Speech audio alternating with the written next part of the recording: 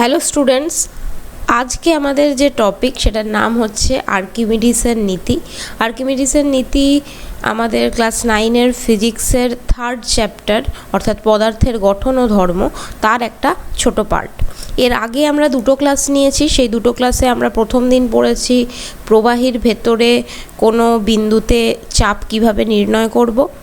তারপরের দিন পড়েছি আমরা ব্যারোমিটার এবং সাইফন, এবং আজকে আমাদের মেন যে টপিক সেটা হচ্ছে আর্কিমিডিসের নীতি। কিন্তু এই চ্যাপ্টারে বা এই আর্কিমিডিসের নীতি এই পোর্শনটায় ঢোকার আগে আমাদের প্রথমে আরও কয়েকটা জিনিস পড়তে হবে, যে জিনিসগুলো আমরা কালকে ব্যারোমিটার আর সাইফন পড়ার সময় একটুখানি বাদ দিয়ে গেছিলাম।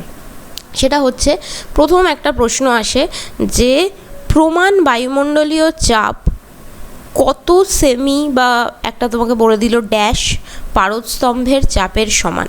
তো এটা এমনিতেও শর্ট কোয়েশ্চেন হিসেবে ইম্পর্ট্যান্ট, বা এমনি নর্মালি তোমাদের এখান থেকে কোনো কোয়েশ্চেনও দিতে পারে। তাহলে কি লিখব? প্রমাণ বায়ুমণ্ডলীয় চাপ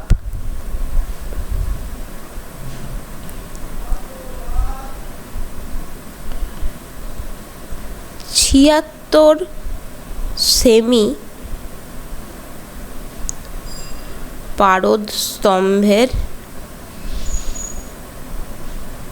চাপের সমান। এটা একটা স্টেটমেন্ট এবং এটা হচ্ছে একটা ফ্যাক্ট। তোমাকে এটা একদম একটা ডাইরেক্ট কোয়েশ্চেন ফ্রেম হয় যে প্রমাণ বায়ুমণ্ডলীয় চাপ তোমার কত সেমি পারদস্তম্ভের চাপের সমান। এবার প্রশ্ন প্রথমে যেটা আসবে সেটা হচ্ছে প্রমাণ বায়ুমণ্ডলীয় চাপটা কী জিনিস। তো প্রমাণ বায়ুমণ্ডলীয় চাপ মানে হচ্ছে, আমি যদি আমার সমুদ্রপৃষ্ঠ, ধরো একটা যেখানে সমুদ্র যে তল যেটা, সেই সমুদ্রপৃষ্ঠ থেকে আমি যদি 45 ডিগ্রি অক্ষাংশে যাই, ঠিক আছে, আমি যদি সেখান থেকে, আমরা অক্ষাংশ দ্রাঘিমাংশ পড়েছি, তো এই ধরো যদি এই পৃথিবী বা কিছু জিনিস এখানটা ধরি, তো এইখানে আমার কি হচ্ছে, আমার হচ্ছে বিষুবর রেখা।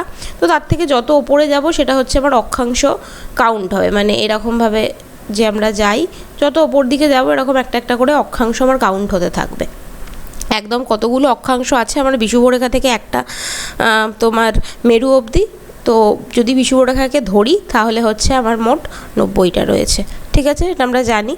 তো বলছেটা কি, যে আমি কোনো একটা জায়গায়, মানে যেখানে আমার সমুদ্রতলের ওপর, সেখানে কি হচ্ছে 45 ডিগ্রি অক্ষাংশে, অর্থাৎ ধরো 45 ডিগ্রি অক্ষাংশটা এইখানের কোথাও একটা পয়েন্ট। তো সেই জায়গা থেকে তুমি যেখানে তুমি সমুদ্রপৃষ্ঠে দাঁড়িয়ে আছো ধরো, সেখানে যে চাপটা পড়ে, ঠিক আছে, তো সেই চাপটাকেই বলছে হচ্ছে প্রমাণ বায়ুমণ্ডলীয় চাপ বা 1 অ্যাটমসফেরিক প্রেশার ইংলিশে যদি বলে। তো এই প্রমাণ বায়ুমণ্ডলীয় চাপ, ওটাকে আমি যদি এবার অন্য কিছুর সাথে তুলনা করি তো ওটা কি হয়, আমি যদি একটা এবার ধরো নল নিলাম, একটা কাঁচের নল, বা সেটা রোগা হোক মোটা হোক কিছু এসে যায় না, তার ভেতরে আমি কি নিলাম, তার ভেতরে হচ্ছে আমি পারদ নিলাম। তো সেই নলটার এই গায়ে ধরো আমি এখানে দাগ কাটা আছে, তো ঠিক 76 সেমি, 76-এর কাছে গিয়ে যতটা পারদ থাকবে টোটাল, তো সেইটা কি করবে, এই কাঁচ নলটাকেও একটা চাপ দেবে। তো এই 76 সেমি পারদস্তম্ভ যে চাপটা দেয়, আর ওইদিকে প্রমাণ বায়ুমণ্ডলীয় চাপে, চাপ যতটা, সেই দুটো হচ্ছে সমান, এটা দেখা গেছে। তো ওই জন্য এইটা হচ্ছে একটা স্টেটমেন্ট যে প্রমাণ বায়ুমণ্ডলীয় চাপ সবসময় কি হয়, 76 সেমি পারদস্তম্ভের চাপের সমান, ঠিক আছে। এবার পরীক্ষায় যে প্রশ্নটা দেয়, এটা তো একটা তোমার শর্ট কোয়েশ্চেন গেল। পরীক্ষায় এর পরেও একটা কোয়েশ্চেন দেয়। পরীক্ষায় পরের যে কোয়েশ্চেনটা থাকে সেটা বলে যে এই যে চাপটা, এই চাপের, এটা তো বলছি যে একটা চাপ আছে বায়ুমণ্ডলীয় চাপ, যেটা হচ্ছে পারদস্তম্ভের চাপের সমান, 76 সেমি পারদস্তম্ভের চাপের সমান। কিন্তু তোমাকে যদি প্রশ্ন দেয় সেই চাপটা এক্স্যাক্টলি কত আমাকে বার করে দেখাও, তাহলেও হচ্ছে তোমাকে তার উপায় আছে। তাহলে তোমাকে সেক্ষেত্রে প্রশ্ন দেবে যে প্রমাণ বায়ুমণ্ডলীয় চাপের হচ্ছে মান নির্ণয় করো। তো আমি কি জানি যে আমাদের ফর্মুলা সবসময় কি হয়, পি সমান সমান HDG। এই ফর্মুলা কোথা থেকে এলো, তার জন্য কি করতে হবে, তোমাদেরকে প্রথম ভিডিওটা কিন্তু দেখতে হবে, অর্থাৎ পার্ট 1। যদি না দেখে থাকো তার লিঙ্কটা নিচের ডেসক্রিপশন বক্সে আর ওপরের এইখানের আই বাটনে আমার হচ্ছে দেওয়া রইল, ঠিক আছে। আচ্ছা, তাহলে এখানে আমি একদম ডাইরেক্ট চলে আসি। তাহলে পি সমান সমান হচ্ছে এইচডিজি, এটা আমার ফর্মুলা। পি মানে হচ্ছে আমার চাপ, যেটাকে আমি বার করব। এইচ মানে কি? এইচ মানে হচ্ছে হাইট, মানে তার উচ্চতা। আর ডি মানে কি? ডি মানে হচ্ছে ঘনত্ব।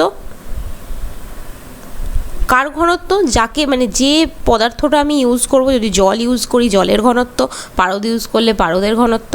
আর জি মানে কি? জি মানে হচ্ছে অভিকর্ষজ ত্বরণ, ঠিক আছে। আর এইচ মানে হচ্ছে উচ্চতা বা হাইট। গেল। এবার তাহলে কি আমাকে এটাই ফেলতে হবে, আমাকে পি বার করতে হবে। তাহলে পি বার করার আগে আমাকে কি এইচ ডিজি আছে কিনা সেটা দেখে নিই। তো এইচ এর মান কি? আমি জানি যে ওটা কার সমান? 76 সেমি পারদস্তম্ভের সমান। তাহলে আমি লিখতে পারি যে আমার এইচ সমান সমান এখানে হচ্ছে 76 সেমি। এবার সেমিটার মানে হিসেব করাটা অনেক কঠিন, আমার বেটার হচ্ছে জিনিসটাকে আমি মিটারে নিয়ে যাই, কারণ ঘনত্বটা আমার কেজি মানে যেটা হয় যে কেজি পার মিটার কিউবে থাকে, তো সেক্ষেত্রে বেটার এটা যে এটাকে আমি মিটারে নিয়ে যাই। তো এটা যদি মিটারে নিয়ে যাই এটা কি হবে? 2 ঘর হচ্ছে সরবে সেমি থেকে, যদি আমি মিটারে আসি তো 0.76 মিটার, ঠিক আছে। এটা আমার হাইট এসে গেল। এবার হচ্ছে ঘনত্ব। কার ঘনত্ব ইউজ করব? কারণ আমি পারস্তম্ভের চাপটাকে যদি ক্যালকুলেট করতে পারি তাহলে আমি প্রমাণ বায়ুমণ্ডলীয় চাপ পেয়ে যাব। তো পারস্তম্ভের ঘনত্ব বের করবো, মানে পারদের ঘনত্ব। তো পারদের ঘনত্ব কত? এটাও মুখস্থ রাখতে হবে একদম, এটা একদম মানে এগুলো ফ্যাক্ট, এগুলো কিছু মানে তো মানে জিনিস নয় যেটা তুমি করে করে বের করবে, এটা তোমাকে মনেই রাখতে হবে। যেরকম জলের ঘনত্ব কত? জলের ঘনত্ব হচ্ছে 1000 তোমার হচ্ছে কেজি পার মিটার তোমার হচ্ছে কিউব। ঠিক সেইভাবে পারদের ঘনত্ব কত? পারদ তো জলের থেকে ভারী, তো পারদের ঘনত্ব হচ্ছে 13,600 কেজি মিটার ইনভার্স 3, ঠিক আছে। বা এটাকে তুমি লিখতে পারো কেজি পার, মানে একটা এখানে এরকম মতো করেও লিখতে পারো, ঠিক আছে। তো ওটা যদি তুমি বাইটা না দাও তাহলে এখানে -3 হয়ে গেল। তাহলে আমি এইচ পেয়ে গেলাম, ডি পেয়ে গেলাম। আর জি কি? জি এর মান তো সব ক্ষেত্রেই সমান, সেটা হচ্ছে 9.8 মিটার পার সেকেন্ড স্কোয়ার, ঠিক আছে, হয়ে গেল। তো আমার 3টে মান আমার রয়েছে। তাহলে আমাকে কি করতে হবে? ডাইরেক্ট হচ্ছে ফর্মুলায় ফেলতে হবে। তাহলে যেটা করার 0.76 ইন্টু 13,600 ইন্টু আর এদিকে হচ্ছে 9.8।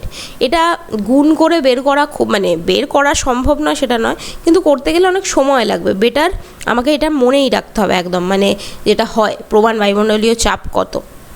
তো এটার মান যেটা বেরোবে সেটা একদম মুখস্থই করে নেবে, 1.013 ইন্টু 10⁵। আর পি, পি মানে কি? প্রেশার। প্রেশারের একক কি আমি বলেছিলাম? সেটা হচ্ছে পাস্কাল। তো পিএ মানে হচ্ছে পাস্কাল। তো এই হচ্ছে আমার প্রমাণ বায়ুমণ্ডলীয় চাপ, ঠিক আছে।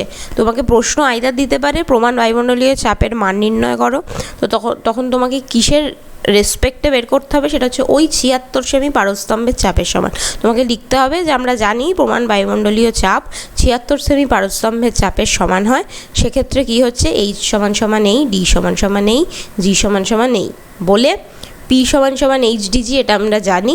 তো ওখানে আমি এই মানগুলোকে পুট করে দেব, দিয়ে আমি হচ্ছে এটা পাবো। কিন্তু আমার মানে যেটা হচ্ছে বক্তব্য যে এই মানটা তোমাকে এমনি হচ্ছে মুখস্থ করে রাখতে হবে। কখনো কখনো তোমাকে ডাইরেক্ট প্রশ্ন দেয় যে প্রমাণ বায়ুমণ্ডলীয় চাপের মান কত, তো তখন তোমাকে যদি তুমি আবার এইরকমভাবে কষে বার করতে যাও তোমার সময় লাগবে। তো তখন এই মানটা তোমাকে একেবারেই হচ্ছে ডাইরেক্ট মনে রাখতে হবে, ঠিক আছে। গেল। এবার আরেকটা প্রশ্ন আসে যে এই যে বায়ুমণ্ডলীয় চাপ এটা তো 76 সেমি পারস্তম্ভের চাপের সমান। এই মানে ব্যারোমিটারে কি হচ্ছে? আমি যদি পারদ ঢোকাই তাহলে সেই পারদটা 76 সেমি যখন উঠবে তখন সেটা প্রমাণ বায়ুমণ্ডলীয় চাপের সমান হবে। এবার তোমাকে যদি বলে যে ব্যারোমিটারের মধ্যে আমি যদি জল ঢোকাই, মানে আমি পারদ দিয়ে মাপছি না, আমি জল দিয়ে মাপবো, তাহলে জলস্তম্ভ কতটা উঠবে? এটাও দিতে পারে। তো সেটাও আমাকে একটুখানি দেখে নিতে হবে। এই দুটো প্রশ্নই হচ্ছে বেশিরভাগ আসে, নয়তো খুব একটা তোমাদের অন্যরকম কিছু প্রশ্ন আসে না। তো চলো, তো তোমাকে প্রশ্নটা আগে কীভাবে ফ্রেম করবে একটুখানি দেখিয়ে দিই। তোমাকে বলবে যে প্রমাণ বায়ুমণ্ডলীয় চাপ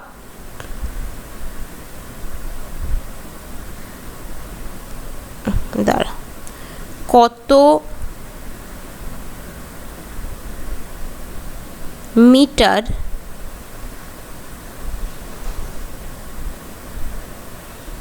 জলস্তম্ভের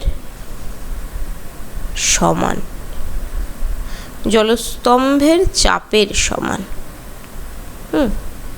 তো কোয়েশ্চেনটা তোমাকে এইভাবে ফ্রেম করবে যে প্রমাণ বায়ুমণ্ডলীয় চাপ কত মিটার জলস্তম্ভের চাপের সমান। তো এটার আমি উত্তর কিভাবে লিখব? তো এটারও উত্তর সোজা, কঠিন কিছু নয়। তোমাকে প্রথমেই যেটা বলতে হবে যে আমরা জানি কি, আমরা জানি যে এই প্রমাণ বায়ুমণ্ডলীয় চাপ যেটা, সেটা কার সমান হচ্ছে 76 সেমি পারস্তম্ভের চাপের সমান, তাই তো? এটা আমরা জানি। আমাকে শুধু কি করতে হবে, 76 সেমি পারস্তম্ভের চাপ যতটা, সেটাকে আমি জল দিয়ে শুধু রিপ্লেস করব।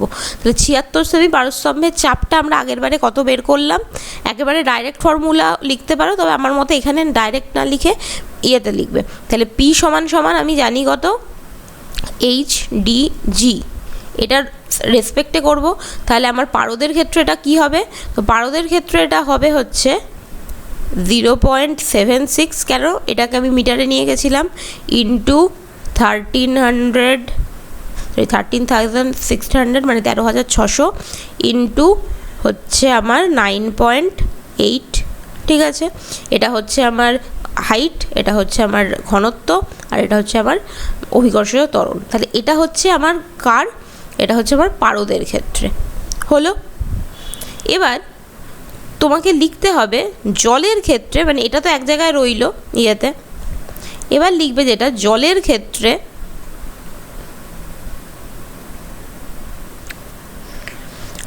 কি কি আমি জানি। তাহলে জলের ক্ষেত্রে আমি যেটা জানি সেটা হচ্ছে ডি। ডি মানে কি, ঘনত্ব। ঘনত্বটা আমি জানি। এবার বলবে ঘনত্ব কত, আমি জানি না, কিন্তু ঘনত্ব মনে রাখতে হবে। সেটা হচ্ছে জলের ঘনত্ব কত, জলের ঘনত্ব হচ্ছে 1000 কেজি পার মিটার ইনভার্স, মানে মিটার কিউব ইনভার্স। হলো, মানে যেটা তোমার এখানে হচ্ছে 13,600 দিয়েছি, সেটার ক্ষেত্রে, সেটা জলের ক্ষেত্রে হচ্ছে 1000 হয়ে গেল। আর যেটা তোমার জি, জি তো সবার ক্ষেত্রেই সমান, তাহলে জি হচ্ছে কত, 9.8, ঠিক আছে, মিটার পার সেকেন্ড স্কোয়ার। হলো, আর এইদিকে তোমার হচ্ছে যেটা এইচটা হচ্ছে আমি জানি না। কেন, তোমাকে বলেছে প্রমাণ বায়ুমণ্ডলীয় চাপ কত মিটার জলস্তম্ভের চাপের সমান, মানে তুমি ওই মানে কত মিটার সেটাকেই তুমি বার করবে, তো আমি এইচের মান জানি না। এবার দেখো এখানে যেটা পারস্তম্ভের মান, মানে যেটা প্রমাণ বায়ুমণ্ডলীয় চাপ, সেটা জলের ক্ষেত্রে দিলেও সেই চাপটা সমানই হবে। মানে প্রমাণ বায়ুমণ্ডলীয় চাপ পারদের ক্ষেত্রে যা, প্রমাণ বায়ুমণ্ডলীয় চাপ জলের ক্ষেত্রেও তাই, চাপটা সমান, কিন্তু কি হাইটটা চেঞ্জ হতে পারে। তো আমি কি করব, এবার দুটোকে হচ্ছে সমান করে দেব।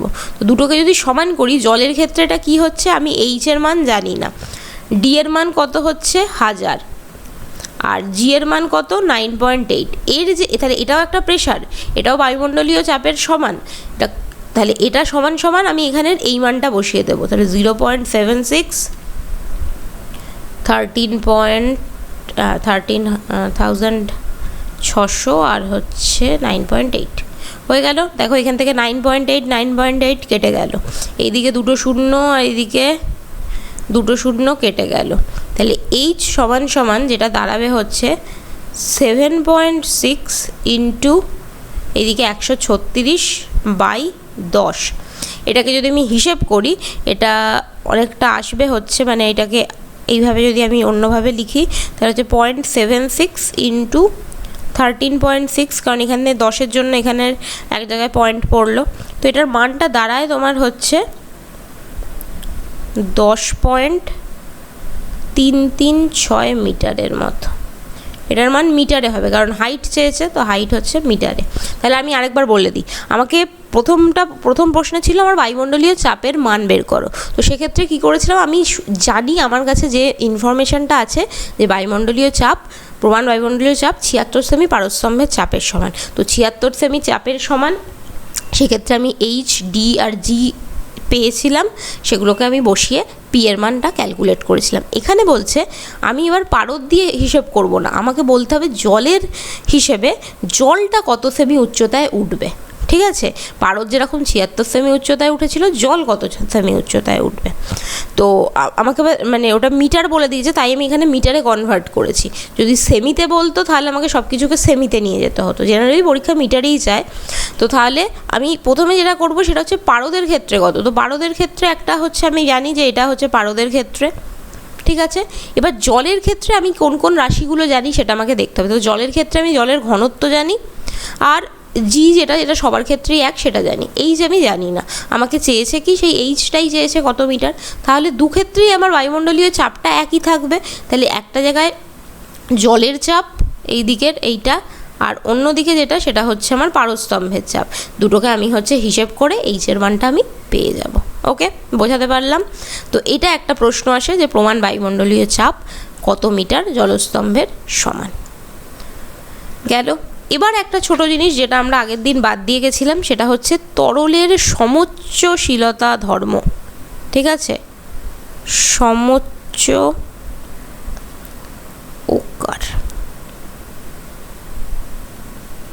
শীলতা ধর্ম। এটা সবসময় কি হয়, তরল মানে তরলের ক্ষেত্রেই মেনলি হয়। তো এই জন্য এটাকে প্রথমে আবার মেনশন করে দেয়, তরলের সমোচ্চশীলতা ধর্ম। তো এই জিনিসটা কি জিনিস? তো এখানে ব্যাপারটা তুমি দেখবে বইতেও একটা তোমাদের ছবি আছে। তো যদি এরকম করা হয় যে আমি দুটো পাত্র নিয়েছি, একটা এইরকম ধরো পাত্র,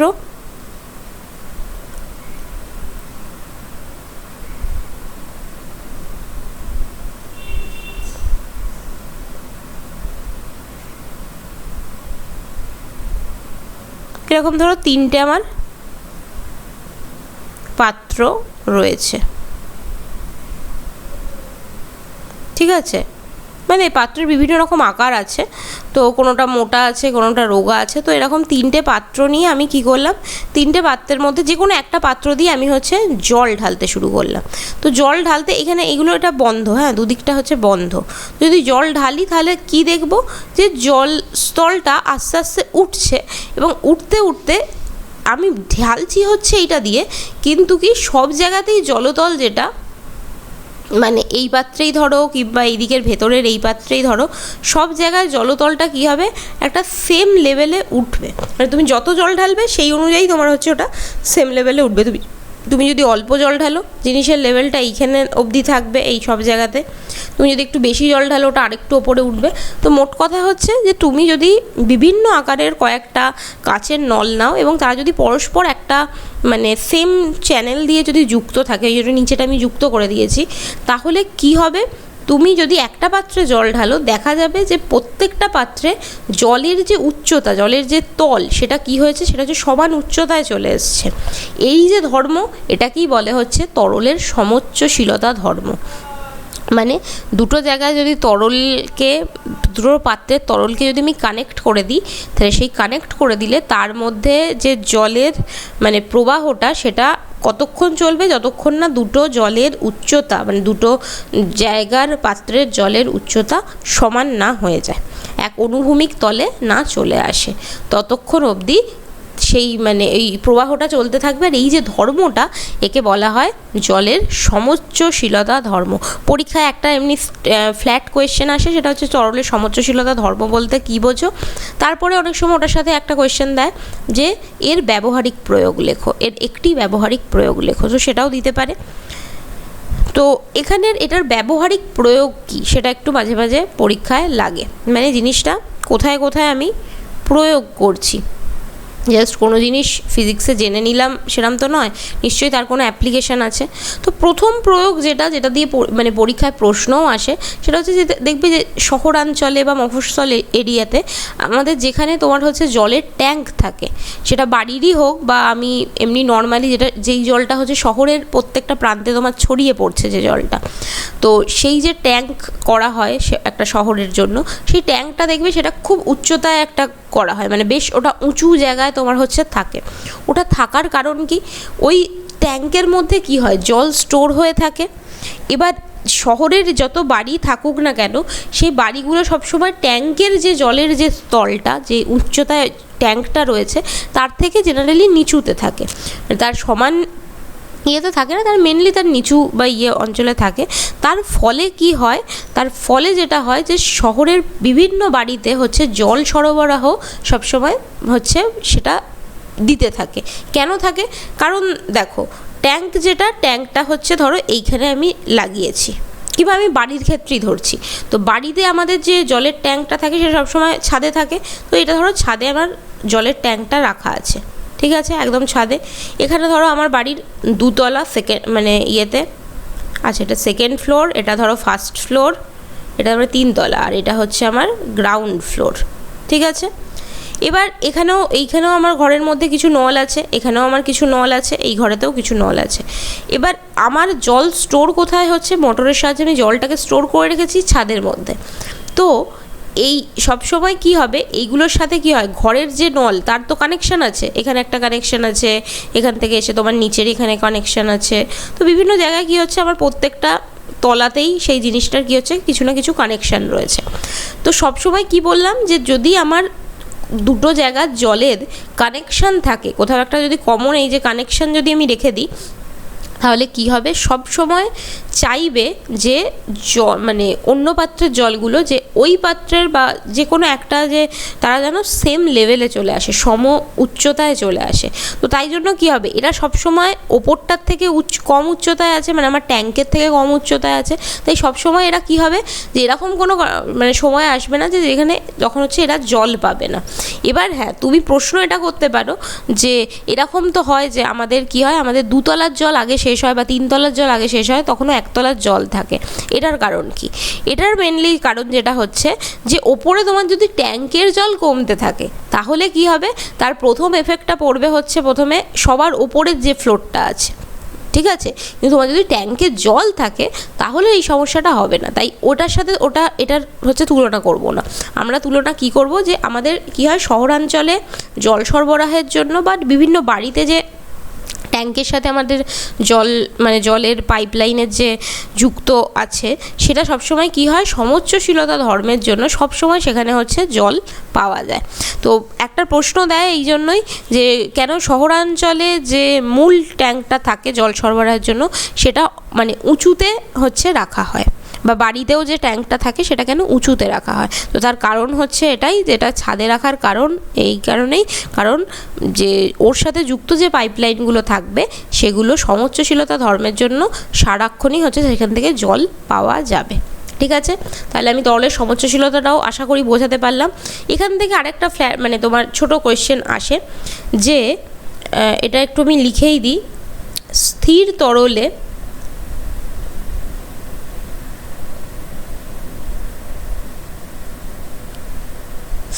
তরলের একই অনুভূমিক তলে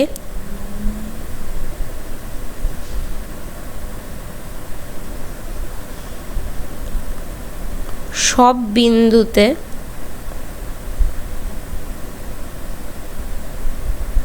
চাপ সমান। এটাও তোমার হচ্ছে একটা স্টেটমেন্ট, যেটা তোমাকে মনে রাখতে হবে। কি ব্যাপারটা, ধরো আমি একটা পাত্র নিলাম, এই পাত্রের মধ্যে কি আছে, তোমার হচ্ছে জল আছে বা কিছু একটা তরল আছে, হলো। বলছে এই তরলের একই অনুভূমিক তলে, অনুভূমিক তল মানে কি, অনুভূমিক তল মানে হচ্ছে স্ট্রেট লাইন, হ্যাঁ, মানে এইটা হচ্ছে অনুভূমিক তল। আর যদি লম্বালম্বি হয় সেটা হচ্ছে উলম্ব তল, ঠিক আছে, উল্লম্ব তল। তো বলছে যে একটা স্থির তরল, মানে এই তরলটা কোনো প্রবাহী নয়। একটা ছিল প্রবাহী, মানে যেমন নদীর জল, তোমার বা তোমার নর্দমার জলও বলতে পারো, তবে নর্দমার জল যদি তোমার আটকে যায় কোথাও তাহলে সেটা তোমার স্থির জল হয়ে যাবে, ঠিক আছে।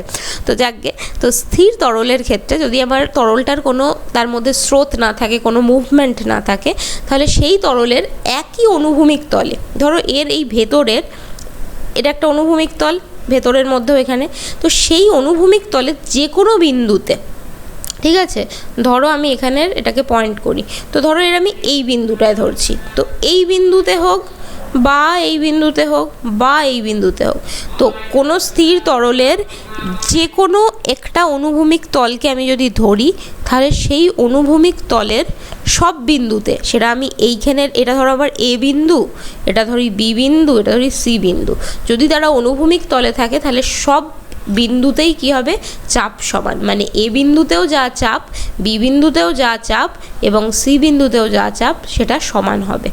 কখন হবে, তার কন্ডিশন একটাই, যদি সেই তরলটা স্থির হতে হবে এবং এই যে এ বি সি এটা মানে এই যে বিন্দুগুলো এরা একটা অনুভূমিক রেখায় থাকবে। তাহলে বোঝাতে পারলাম তরলের সমুচ্চশীলতা ধর্ম।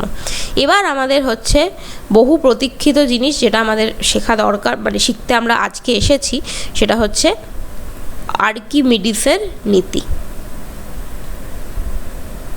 আমাদের ক্লাস 7-এ বা 8-এ বোধহয়, আমার ঠিক মনে নেই, আমাদের কি পড়তে হয়েছিল, ওখানে একটা প্লবতা বলে ছোট চ্যাপ্টার ছিল, তো সেখানে আমরা এই আর্কিমিডিস ভদ্রলোকের নামও পড়েছিলাম এবং আর্কিমিডিসের প্লবতা সংক্রান্ত কয়েকটা সূত্র পড়েছিলাম। তো এখানে আমাদের আর্কিমিডিসের প্লবতা সংক্রান্ত সূত্র পড়তে লাগবে না, পরীক্ষা সেরকমভাবে আসে না, তাও চাইলে একবার হচ্ছে তোমরা দেখতে পারো, কিন্তু আমাদের সিলেবাসে এটা নেই।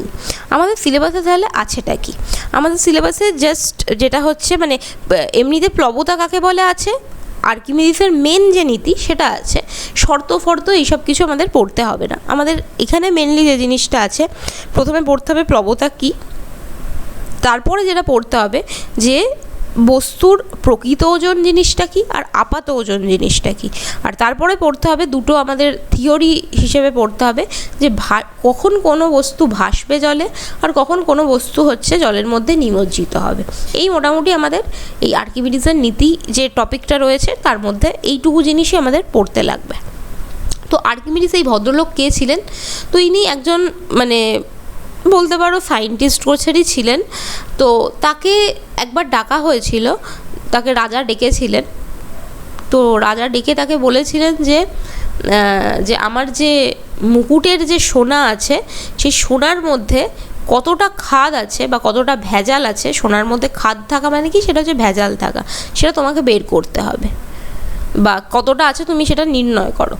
তো আর্কিমিডিস চাপে পড়ে গেছিলেন যে আমি কী করে বের করবো, এটা সম্ভব নাকি এরকমভাবে ইয়ে করা, সেটা তো সোনার সাথে মিশে গেছে।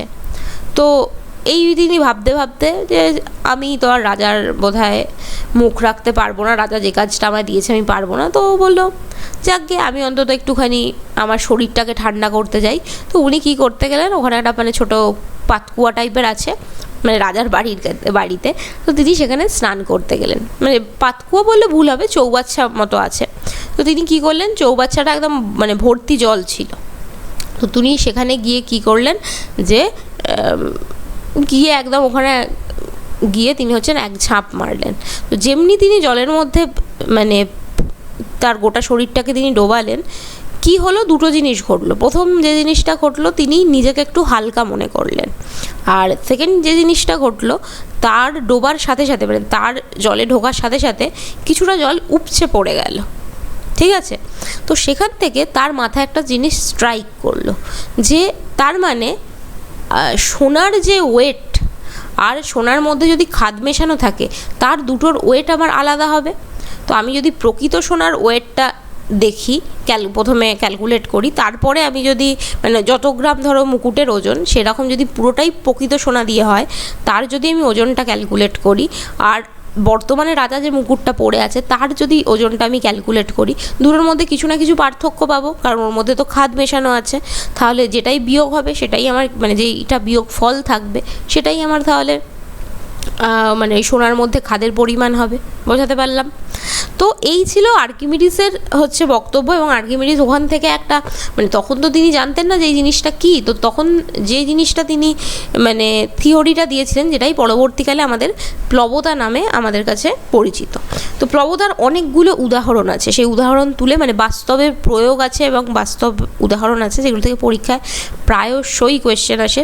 প্রথম যেটা আসে যে সুইমিং পুলে যখন সাঁতার কাটি তখন আমাদের শরীরটা কেন এত হালকা হয়ে যায়, তো তার কারণ কি কারণ সব আমরা পড়বো। তো আগে প্রত্যেকটা পয়েন্ট একটু লিখে নিই। প্রথম হচ্ছে যেটা, সেটা হচ্ছে সুইমিং পুলে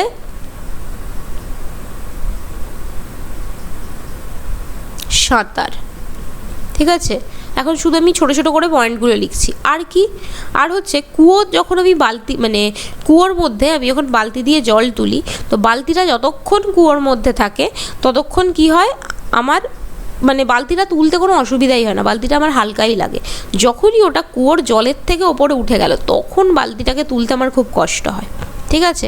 এটা এবার কুয়ো আর বালতি যদি তুমি না পাও, তুমি তোমার ঘরে এক বালতি ভর্তি জল নিয়ে তুমি তার মধ্যে এক মগ জল মানে ইয়েতে বা একটা যে কোনো একটা ওয়েটের কোনো জিনিস তুমি জলের ভেতরে ডুবিয়ে হাতটা একটু নাড়িয়ে দেখবে যে জিনিসটা খুব হালকা। যখনই তুমি এটা এমনি তুলবে তখন জিনিসটা একটু ভারী হয়ে যায়। তাহলে সেকেন্ড যে উদাহরণ দিয়ে প্রশ্ন আসে সেটা হচ্ছে কুয়ো আর বালতি, ঠিক আছে। প্রশ্নটা আমি বলে দিলাম।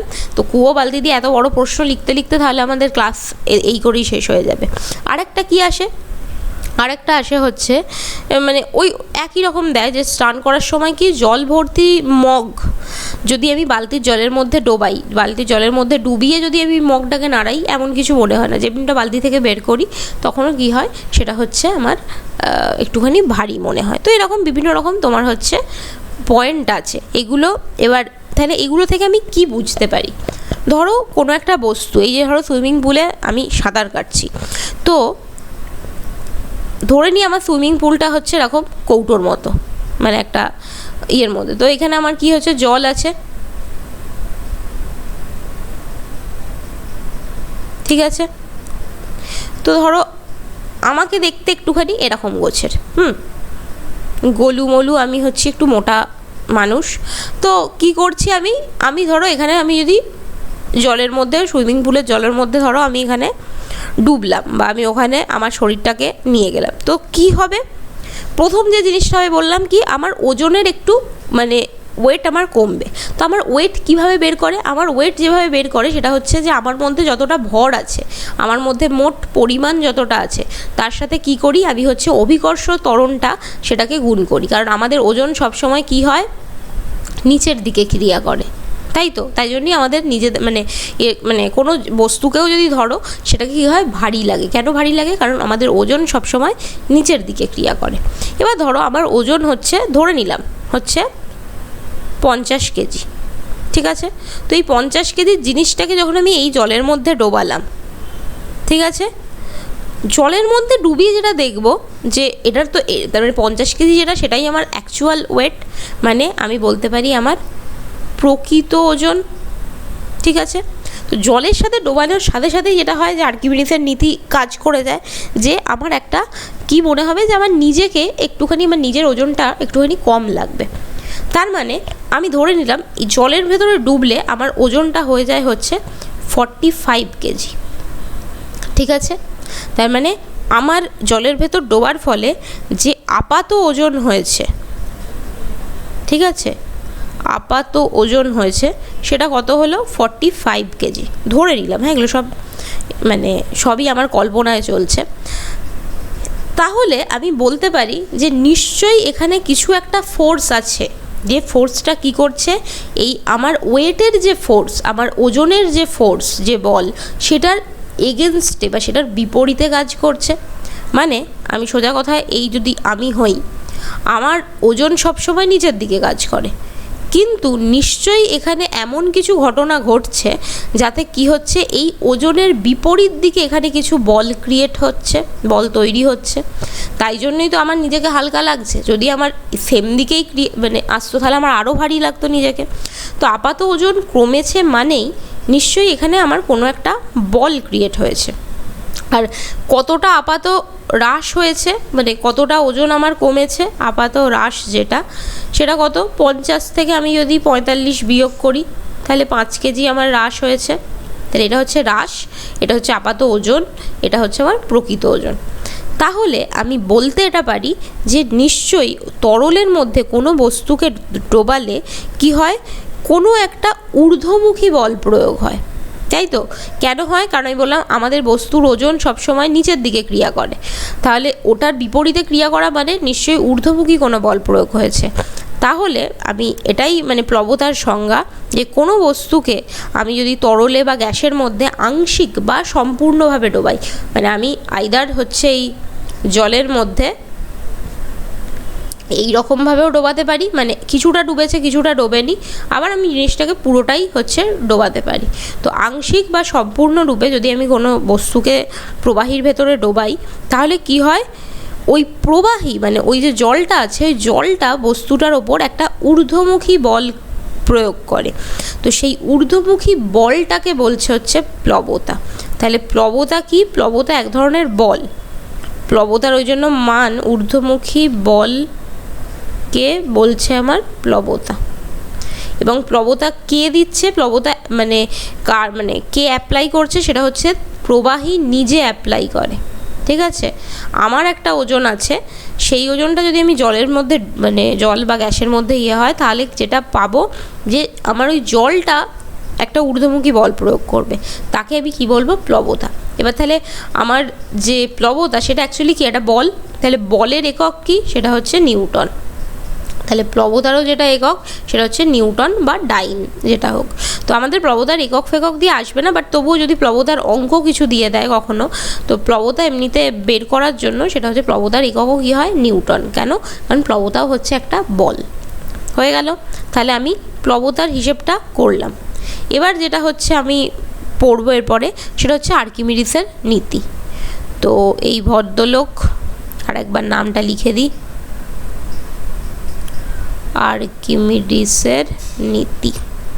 তো এই নীতিটা তাহলে কি? তো আর্কিমিডিস কি কথা বলেছেন, বলছে কোনো বস্তুকে আমি যদি স্থির প্রবাহিতে, মানে মানে এরকম নয় যে আমি নদীর জলে ডোবালে সেটা হবে, নদীর জলে ডুবলেও আমাদের একটুখানি ওয়েট চেঞ্জ হয়, কিন্তু কি এটা সব থেকে ভালো আমি যদি মানে ক্যালকুলেট করতে যাই, তাহলে আমার জলটাকে স্থির থাকতে হবে, মানে যেরকম চৌবাচ্চার জল, বালতির জল ইত্যাদি। তো বলছে যে কোনো বস্তুকে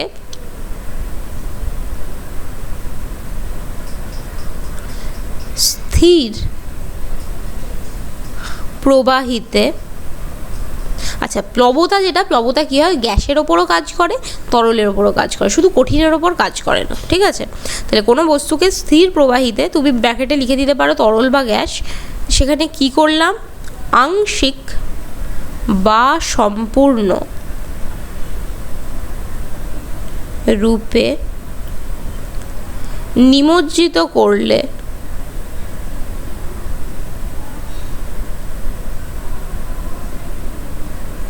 ওই বস্তুর ওজনের আপাত হ্রাস ঘটে। ঠিক আছে, তাহলে কোনো বস্তুকে আমি যদি কোনো একটা প্রবাহীর মধ্যে, স্থির প্রবাহীর মধ্যে আংশিকভাবেও ডোবাতে পারি, মানে অর্ধেকটা ডুবে আছে, বা পুরোটা যদি আমি ডোবাতে পারি, তাহলে কী হয়, তার ওজনের আপাত হ্রাস ঘটে। তো এটাতে যে বলটা ইউজ হচ্ছে সেটা হচ্ছে প্লবতা, কিন্তু আর্কিমিডিসের নীতি এখনও শেষ হয়নি। আপাত হ্রাস ঘটে, এর সাথেই লিখবে এবং ওই হ্রাস মানে ওই যে কমলো ইয়েটা, ওই হ্রাস কার সাথে সমান হয়, বস্তু যে পরিমাণ প্রবাহী অপসারণ করে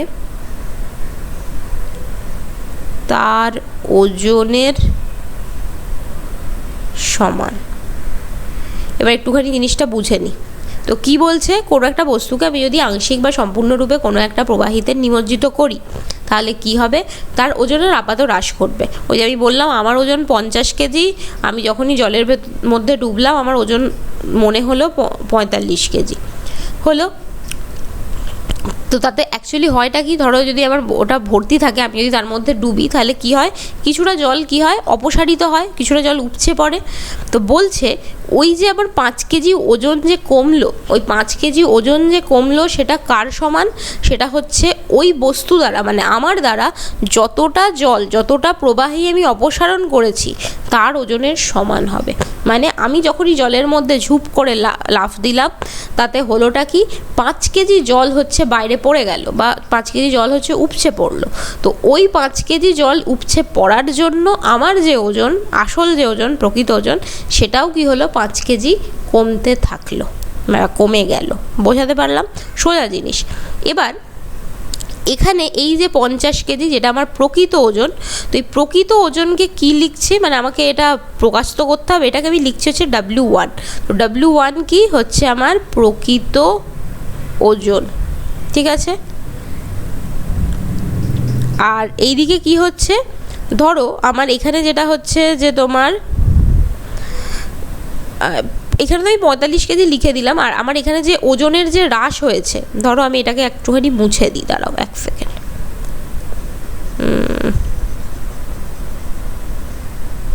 ধরো আমি যদি জলের মধ্যে ডুবটা দিলাম, তো জলের মধ্যে ডুব দেওয়ার ফলে যেটা হলো, আমার ওজনটা কোথায় দাঁড়ালো, আমার ওজনটা দাঁড়ালো হচ্ছে, মানে ওজনটা তোমার কি হয়েছে, ধরো 7 কেজি কমেছে, জলের মধ্যে ডোবার ফলে আমার ওজনটা 7 কেজি কমলো, ঠিক আছে। তাহলে এটা আমার প্রকৃত ওজন হলো। তাহলে আর এই যেটা এটাকে আমি W2 লিখলাম, তাহলে W2 জিনিসটা কি, W2 হচ্ছে অপসারিত প্রবাহীর ওজন। ওই যে বললাম, আমি জলে ডোবার সাথে সাথে কি হলো, কিছুটা জল হচ্ছে উপচে পড়ে গেল, এই কিছুটা জল যে উপচে পড়লো সেটারই পরিমাণ হচ্ছে 7 কেজি ধরে নিলাম। তাহলে আমার এখন আপাত ওজন যেটা, মানে আমার নিমজ্জিত অবস্থায় আমার যে আপাত ওজন, তাহলে আপাত ওজন কিভাবে বার করব, এই W1 থেকে আমি যদি W2 বিয়োগ করি, মানে 50 থেকে আমি যদি আমার 7 বিয়োগ করি, তাহলে আমার 43 কেজি এটা হচ্ছে আমার জলের মধ্যে এখন আপাত ওজন, ঠিক আছে।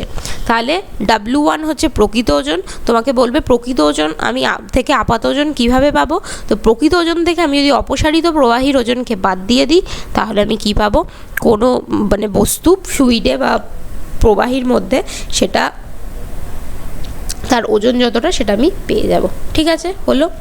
এবার হচ্ছে আমাদের এই সিলেবাসের মধ্যে যে জিনিস পড়তে হবে, যে কোনো একটা প্রবাহীর মধ্যে বস্তুটা কখন ভাসবে, কখন ডুববে, আর কখন ডুবে ভাসবে আমাকে হচ্ছে হিসেব করতে হবে, ঠিক আছে।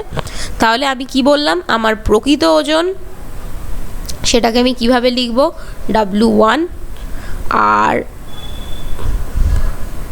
বস্তুর যেটা প্লবতা বা তোমার হচ্ছে যেটা মানে W2, যেটা W2 মানে কি, যে তোমার প্রবাহী দ্বারা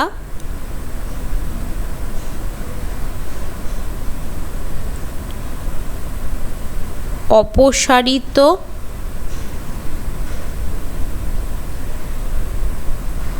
ফ্লুইড মানেই প্রবাহী, ফ্লুইডের ওজন, ঠিক আছে। এই ওজনটা কত, W2। এই দুটো আমি আগের মানে ইয়েতেই পড়লাম। তো যদি তাহলে 3টে কন্ডিশন হবে, 3টে কন্ডিশন কি কি, যে কোনো বস্তু ভাসবে কি না, যদি বস্তু ভাসে তাকে বলা হয় ভাসন। যে ধর্মের জন্য কোনো বস্তু জলের বা কোনো প্রবাহীর মধ্যে কি হয় হচ্ছে ভাসে, সেটা হচ্ছে ভাসন। একটা হবে হচ্ছে নিমজ্জন মানে নিমজ্জিত মানে হচ্ছে ডুবে যাওয়া, তো একটা হচ্ছে নিমজ্জন, ঠিক আছে। আর থার্ড একটা জিনিস হয়, ও বাবা নিমজ্জিন করে দিয়েছি আমি এখানটাকে,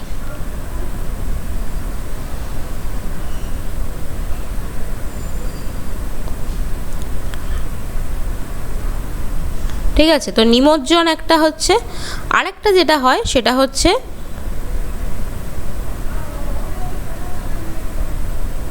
স্থির হয়ে ভাসবে, বা অনেক সময় যেটাকে বলে ডুবে ভাসবে, ঠিক আছে, কোনো ব্যাপার না। তো প্রথম ক্ষেত্রে হচ্ছে ভাসন কখন হবে, তো ভাষণ তখনই হবে যদি আমার W1 এর মান W2 এর থেকে ছোট হয়। আবার দেখো, W1 এর মান, ধরো আমার W1 যেটা সেটা হচ্ছে আমার ধরে নিই 20। এবার কিন্তু তুমি যদি 20 যে কেজি ওইটা ধরো তুমি জলের মধ্যে এমনভাবে ডোবালে, বা অনেক সময় হয় এটা যে তোমার যে ব্যাক ফোর্সটা হয়, যেটা প্লবতা হয়, সেটা ধরো ওই 20 কেজির থেকেও অনেক বেশি, মানে সেটা ধরো তোমার প্রায় 30 কেজির মতো। তাহলে কি হবে, খুব সোজা কথা, এই ধরো একটা বস্তু, 20 কেজি হচ্ছে ওর নিচের দিকে দিচ্ছে, আর ওপর দিয়ে ওকে যে প্লবতাটা দিচ্ছে সেটা হচ্ছে 30 কেজি। কোনটার ভার বেশি? যেটা প্লবতা দিচ্ছে। তো তাহলে কি হবে, এই ওপর দিকের ফোর্সটা বেশি হবে, তো বস্তুটাকে ওটা কী করবে, ওপর দিকে তুলবে। যত ওপর দিকে তুলবে তাহলে বস্তুটা আলটিমেটলি কী হবে, ভাসতে থাকবে। তো ভাসনের ক্ষেত্রে শর্ত কি? শর্ত হচ্ছে এটাই যে W1 is less than W2। তবে তোমাকে যখন যদি বলে যে ভাষণের শর্ত কি, তোমাকে তার আগে মেনশন করতে হবে W1টা কী বলতে চাইছো আর W2কে কী বলতে চাইছো। তো W1 হচ্ছে প্রকৃত ওজন, W2 হচ্ছে অপসারিত ফ্লুইডের ওজন। যদি এবার তুমি লিখবে যে প্রকৃত ওজন অপসারিত ফ্লুইডের ওজনের থেকে কম হয়, তাহলে বস্তুটা কী হবে, ওই জলের মধ্যে বা প্রবাহীর মধ্যে ভাসবে। এবার নিমজ্জন কী হবে, ঠিক অপোজিট হবে, মানে W1 যদি গ্রেটার দ্যান W2 হয়। খুব সোজা কথায় আবার একটা উদাহরণ দিই, ধরো এটা হচ্ছে আমার মানে বস্তুটা, তো বস্তুর ওজন সবসময় কী হবে, নিচের দিকে ক্রিয়া করবে, আর বস্তুর ওজনটাই কি, প্রকৃত ওজন। ধরো প্রকৃত ওজন যেটা সেটা ধরো 30। এবার তো বস্তুর প্রকৃত ওজন 30, কিন্তু যেটা আমার ঊর্ধ্বমুখী যে বলটা, যে প্লবতাটা ক্রিয়া করছে, সেটার মান 20। তাহলে কি, কার ফোর্স বেশি? ফোর্স হচ্ছে আমার যেটা ওজন তার বেশি। তাহলে ওজন যদি বেশি হয়, জিনিসটা কোন দিকে নামবে, আরও নিচের দিকে নামবে। তো বস্তুটা কি হয়ে যাবে, তাহলে এটার ভাসনের ফলে কি হবে, কোনো বস্তু হচ্ছে ভাসবে জলের মধ্যে, আর নিমজ্জনের ফলে কোনো বস্তু কি হবে, ডুববে। হলো, তাহলে নিমজ্জনের শর্ত কি, W1কে W2 থেকে বড় হতে হবে। এবার হচ্ছে স্থির হয়ে ভাসবে, ব্যাপারটা কি? তো এটার কখন হবে, এটার সবসময় মানে মনে রাখবে W1 যদি W2-র সাথে সমান হয়। ধরো কি ব্যাপার বললাম, এই একটা ধরো বস্তুটার ওজন কত ধরলাম 20। তো বস্তুর ওজন সবসময় কি নিচের দিকে ক্রিয়া করছে, আর বস্তু যখনই জলে ডুবছে, জল একটা কি করছে, ঊর্ধ্বমুখী বল প্রয়োগ করছে, প্লবতা। এই ঊর্ধ্বমুখী বলটা, এটারও মান ধরো 20। তাহলে কি হবে, দুটো তোমার মানে দুটোই তো বিপরীত বল, তো দুজনকে কেটে যাবে, কেটে গিয়ে শূন্য পড়ে থাকবে। তো তার ফলে যেটা হবে যে মানে বস্তুটা জলের মধ্যে যেখানে আছে, বস্তুটা সেখানেই থাকবে। মানে ওকে ধরো আমি একটা জল নিলাম, জলের মধ্যে আমি বস্তুটাকে এখানে ডুবিয়ে ছেড়ে দিলাম, তো বস্তুটা ওখানের মধ্যেই ডুবে থাকবে, ওটা না নিচে যাবে না ওপরে উঠবে। তো তোমাকে এখানে পরীক্ষায় কি হয়, তোমাকে কন্ডিশন দেয় যে কখন কোনো বস্তু ভাসবে, কখন কোনো বস্তু ডুববে, আর একটা সে কখন কোনো বস্তু সাম্যাবস্থায় ভাসবে বা স্থির হয়ে ভাসবে। ঠিক আছে, এটার আরেকটা নাম যেটা দেয় সেটা হচ্ছে সাম্যাবস্থায় ভাসা। ঠিক আছে, সাম্যাবস্থায় ভাসবে কখন, তো তখন সেটা কখন হবে, যখন W1 সমান W2। জাস্ট এটা খুব সোজা জিনিস, একদম মানে মনে রাখাও কোনো ব্যাপার না, তো জিনিসটা তোমরা মনে রাখতে পারবে। ঠিক আছে, তো এটা একটা জায়গায় এই প্রশ্নগুলো আসে। এবার কি, এবার তোমাকে একটা জিনিস হচ্ছে তোমার আসে, সেটা হচ্ছে যে তুমি কি করে স্প্রিং তুলার সাহায্যে মানে দেখবে কোনো বস্তু, মানে কোনো তরলের ভেতরে তার আংশিক বা যদি জিনিসটা তোমার যদি পূর্ণভাবে নিমজ্জিত থাকে, তার প্লবতাটা তুমি কিভাবে বের করবে। তো সেটা এবার আমি একটুখানি দেখব। তো এটার হেডিংটা যদি দিই যে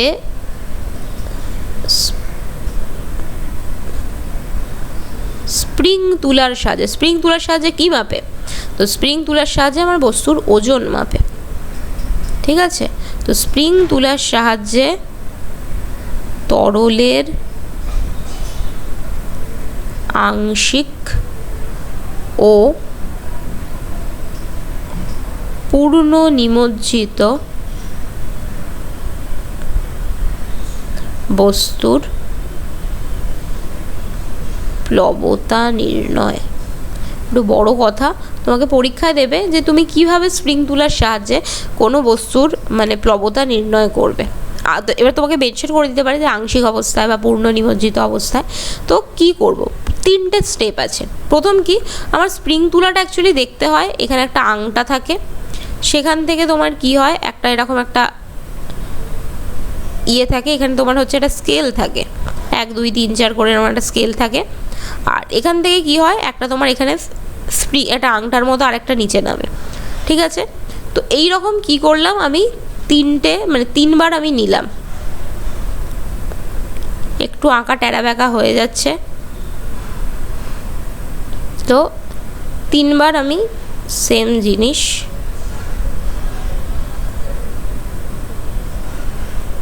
নিলাম। এ বাবা,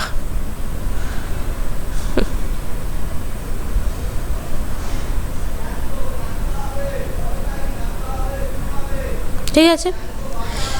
এবার কি করলাম আমি হচ্ছে এই প্রথমটায় আমি সেম বস্তু নিলাম, তো সেম বস্তু আমি এখানেও ঝুলিয়ে দিলাম, আমি এখানেও ঝুলিয়ে দিলাম, আমি এখানেও ঝুলিয়ে দিলাম, ঠিক আছে, সেম বস্তু, কিন্তু কি আমি বিভিন্ন রকম কন্ডিশন রেখে দিলাম। তো প্রথম ক্ষেত্রে যেটা হচ্ছে, আমি এই যে বস্তুটাকে এটাকে আমি বায়ুতেই রেখে দিলাম, মানে আমি যেরকমভাবে বস্তুটাকে ঝুলিয়ে আমি তার মাপটা নিচ্ছি, ঠিক আছে। সেকেন্ডবারে আমি কি করছি, আমি এখানে একটা তোমার হচ্ছে কন্টেনার নিয়ে নিচ্ছি, কন্টেনার নিয়ে এখানে আমি একটু জল নিয়ে নিলাম, ঠিক আছে। তো এবং জলের মধ্যে বস্তুটাকে এমনভাবে নিলাম যে বস্তুটার কিছুটা পোর্শন হচ্ছে জলের মধ্যে ডুবে থাকে, ঠিক আছে। দেখতেই পাচ্ছি এইটুকু পোর্শন হচ্ছে জলের মধ্যে ডুবে আছে, ঠিক আছে। আর থার্ড ক্ষেত্রে কি করলাম, আমি এই যে পাত্রটাকে এটাকে আমি আরেকটু ওপরে নিলাম এবং এমনভাবে নিলাম যাতে কি হচ্ছে এই গোটা বস্তুটাই কি হচ্ছে জলের মধ্যে ডুবে থাকে, ঠিক আছে। তাহলে আমি জিনিস একই নিয়েছি, আমি একটা স্প্রিং তুলাই নিয়েছি, একটা বস্তুই নিয়েছি, কিন্তু কি আমার যে সেটআপটা, আমার যে কন্ডিশনটা সেটা বিভিন্ন ক্ষেত্রে বিভিন্ন আছে। তো এটা যেটা হচ্ছে, এটা হচ্ছে বায়ুতে, এটা হচ্ছে আংশিক নিমজ্জিত করে, আর এটা হচ্ছে পূর্ণ নিমজ্জিত করে, ঠিক আছে। বোঝাতে পারলাম? গেল। আমি এই 3টের নাম দিয়ে দিলাম, ধরো এটা হচ্ছে এ কন্ডিশন, এটা হচ্ছে বি কন্ডিশন, এটা হচ্ছে সি কন্ডিশন। তো আমি যদি বায়ুতে কোনো বস্তুর ওজন মাপি, তো তার একটা ওজন আসবে, তো আমি ধরে নিলাম এর যে ওজনটা এলো স্প্রিং তুলার সাহায্যে, তো এই ওজনটা এখানে এটা পয়েন্ট করতে পারো যে এটা হচ্ছে আমার স্প্রিং তুলা, ঠিক আছে। তো এটার যে ওজন এলো, আমি ধরো এটার ওজনটা এলো হচ্ছে 3.6 নিউটন, ঠিক আছে। এটা যে ওজন এলো ধরে নাও 3.6, তুমি তোমার ইচ্ছা মতো ধরতে পারো, 5 10 15 20 কিছু এসে যায় না। দেখা যাবে যে আংশিক নিমজ্জিত যখন করছি, এর যে ওজনের যে রিডিংটা এখানটায় তোমার হচ্ছে এই যে ওপরে যে স্কেলটা আছে এখানের মধ্যে আসে। তো এর যে রিডিংটা আসবে সেটা এসে গেল হচ্ছে 3.1 নিউটন যখন আংশিক নিমজ্জিত করব। আর দেখা যাবে যখন আমি সম্পূর্ণ নিমজ্জিত করব, তখন জিনিসটার মধ্যে কি এলো, যে আমি যদি এটাকে সম্পূর্ণরূপে নিমজ্জিত করি, তখন এটা কোথাও দাঁড়িয়ে গেল হচ্ছে 2.7 নিউটন, ঠিক আছে। এই জিনিসটা তুমি ধরতে পারো, মানে ইয়েতে তোমার ইচ্ছা মতো, যে একটা স্প্রিং তুলা আমি কী করছি, তার সাহায্যে একটা বস্তুকে বায়ুতে তার আমি ওজন নিলাম, সেখানে এটা এলো, আংশিক নিমজ্জিত করে একটা ওজন এলো, আর তোমার হচ্ছে পূর্ণ নিমজ্জিত করে একটা ওজন এলো। এবার তোমাকে পরীক্ষা যেটা জানতে চাই, তোমাকে আইদার পরীক্ষা জানতে চাইতে পারে দুটোই, যে আংশিক এবং পূর্ণ নিমজ্জিত অবস্থায় বস্তুর প্লবতা নির্ণয় করো। তো তাহলে এবার ভালো করে দেখো, যখন আমার বস্তুটা আংশিক নিমজ্জিত আছে, তখন কি হয়েছে, তার ওজনের একটা আপাত হ্রাস ঘটেছে, তাই তো। তাহলে আমার এমনিতে প্রকৃত ওজন যেটা, মানে যেটা আমার W1, সেই W1টা কত, সেটা হচ্ছে আমার 3.6, আর যেটা আমার W2 সেটা কত হয়ে যাচ্ছে 3.1। তো সবসময় কি হয়, W1 থেকে W2 যদি আমি বিয়োগ করি, যে জিনিসটা থাকে সেটাই কি বস্তুটার, মানে এটা হচ্ছে আমার বস্তুটার কি হচ্ছে আপাত ওজন হয়েছে, এই W2টা হচ্ছে আমার আপাত ওজন যেটা, এই দুটোকে যদি আমি বিয়োগ করি তাহলেই কি হবে, আমি যে জিনিসটা পাবো সেটা হচ্ছে আমার প্লবতা। মানে 3.6 থেকে যদি আমি 3.1 বিয়োগ করি, 0.5 যে এলো, এই 0.5 হলো বস্তুটার প্লবতা।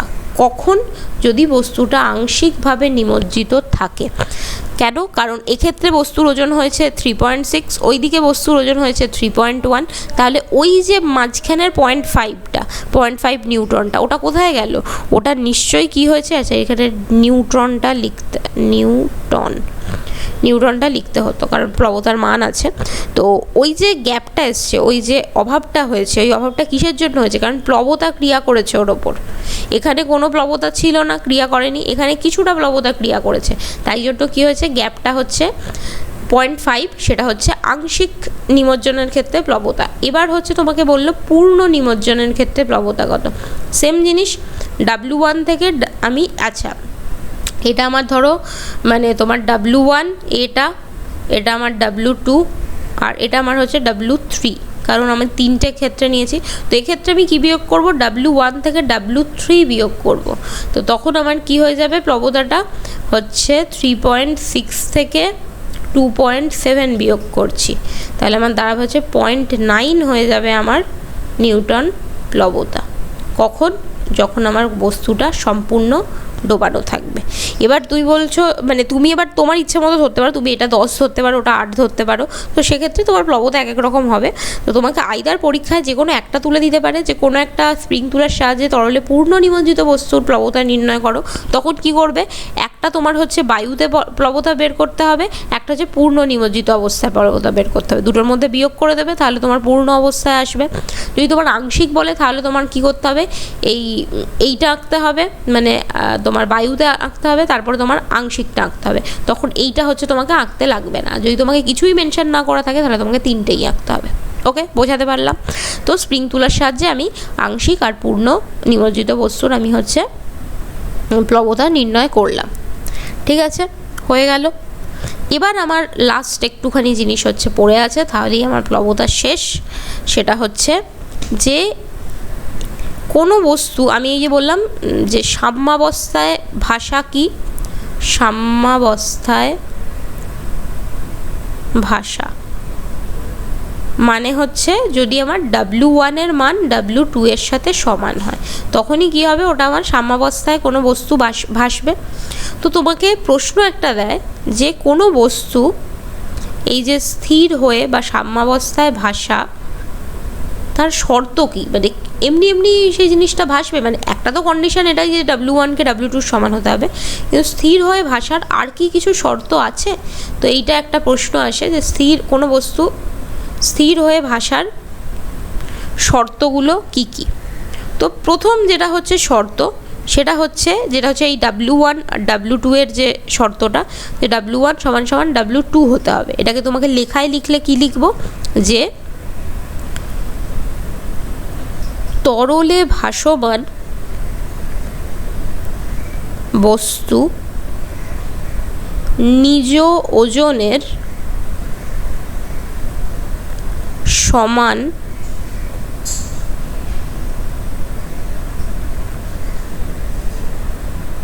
ওজন বিশিষ্ট, নিজ ওজনের সমান ওজন বিশিষ্ট তরল অপসারণ করবে। ঠিক আছে, তো প্রথম কন্ডিশন এটা হয়ে গেল। সেকেন্ড কন্ডিশনটা হচ্ছে আমাদের ইম্পর্টেন্ট, মাঝে মাঝে আসে, সেটা হচ্ছে বস্তুর ভার কেন্দ্র ও প্লবতা কেন্দ্র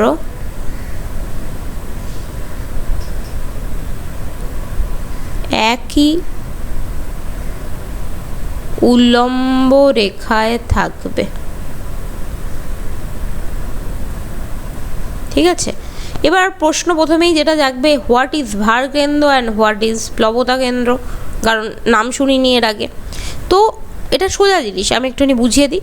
ধরো কোনো একটা জায়গা, এই ধরো এটা একটা বস্তু, এটাও একটা বস্তুটাকে ধরো আমি পিটিয়ে লম্বা করে দিলাম, এটাও একটা বস্তুটাকে আমি পিটিয়ে এরকমভাবে বাঁকিয়ে দিলাম। ঠিক আছে, এটা অদ্ভুত রকম একটা শেপ এনে দিলাম। তো প্রত্যেক ক্ষেত্রেই কী হয়? বস্তুটার ওজন সেমই আছে, কিন্তু বস্তুর ওজন সবসময় কী হয়? একটা মানে নির্দিষ্ট পয়েন্ট থেকে হচ্ছে তার ওজনটা হচ্ছে নিচের দিকে নামে, বা ওজনটা তার একটা নির্দিষ্ট পয়েন্টকে কেন্দ্র করে হচ্ছে ক্যালকুলেট করা হয়। যেরকম যদি আমার প্রথম ক্ষেত্রে হয়, আমার ওজনটা হচ্ছে এখান থেকে ক্রিয়া করবে নিচের দিকে, ঠিক আছে, তার ওজন যেটা সেটা হচ্ছে ঠিক এই মাঝখান থেকে ক্রিয়া করবে। যদি বস্তুটা শোয়ানো অবস্থায় থাকে ওটা এখান থেকে ক্রিয়া করবে, ঠিক আছে।